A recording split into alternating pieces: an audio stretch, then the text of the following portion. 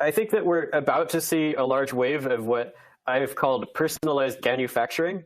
What I mean by personalized manufacturing is using a GAN to create highly specific objects for individual people. So far, since the Industrial Revolution, we've seen that it's possible to produce very large amounts of products and distribute them to very large audiences, making it possible for very many consumers to get strong benefits at low cost. So the basic idea of personalized manufacturing is you can have generative models create highly customized objects for each individual customer or patient. We've seen the first example of this from Glidewell Dentistry. They are able to make personalized dental crowns for each patient. The design of a dental crown is complicated because you need the shape of the crown to look like a real tooth, and you need it to actually function like a real tooth.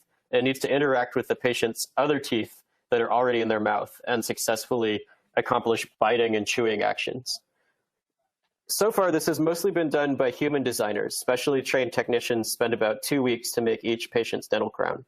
Now, with generative adversarial networks, it's possible to design them basically instantly and then 3D print them, rather than needing a consuming amount of human time to create them.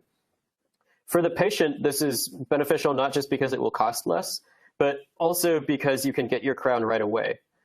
Previously, with the need for a human technician to design the crown, there was usually a 2-week waiting period where the patient would wear a temporary crown that didn't fit them very well, and then go back for a second procedure to install the finished final crown when it was ready.